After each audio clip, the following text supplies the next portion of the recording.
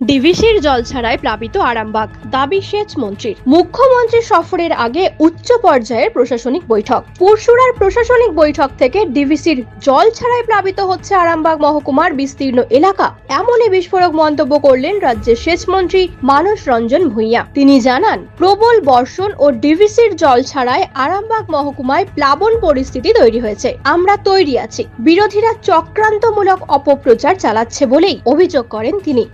3,500 কোটি টাকার লোয়ার দামোদর প্রকল্প ওয়ার্ল্ড ব্যাংকের ফাইন্যান্সে 30% আমরা রাজ্যের টাকা দিয়ে লোন নিয়ে করেছি। সেন্ট্রাল গভর্নমেন্ট একটা টাকাও দেয় না, সিঙ্গেল ফান্ডিং। সবাই জানে দিল্লি বোধহয় টাকা একদম ঠিক কথা না। এখন এই মুহূর্তে পরশুরার সমেত হুগলি জেলার ব্লকগুলিতে কোথাও নদী বাঁধ ভাঙি। আমরা আমার ভাষায় বলছি, মেঘ উঁচু হয়ে মেঘ ভাঙা বৃষ্টি হচ্ছে। এক একটা এলাকার 24 সালে যদি কিউমুলেটিভ রেন দেখি 500 মিলিমিটার অব্দি গেছে। এবছর 1000 মিলিমিটার ক্রস করে গেছে। বিগত 26 বছরে এই বৃষ্টিপাত কেউই তার অভিজ্ঞতা থেকে মনে করতে পারছেন না। তার উপর ডিভিসি হুড়ুর করে জল ছাড়া।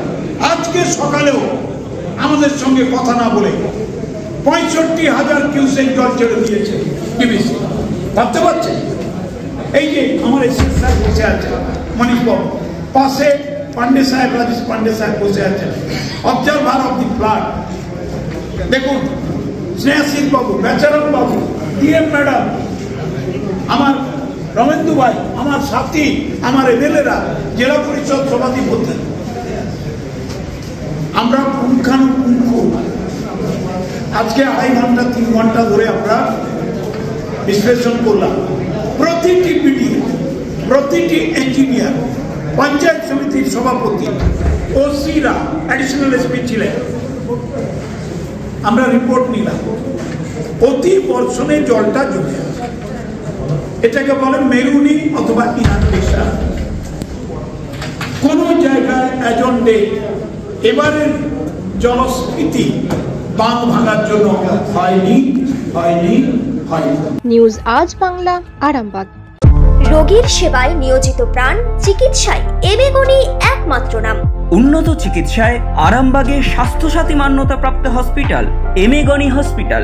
এখানে রয়েছে 24 ঘন্টা চিকিৎসা পরিষেবা, দিবারাত্রি রোগী ভর্তি, উন্নত মানের আইসিসিইউ, এইচডিইউ সহ বিভিন্ন জটিল অপারেশনের সুব্যবস্থা।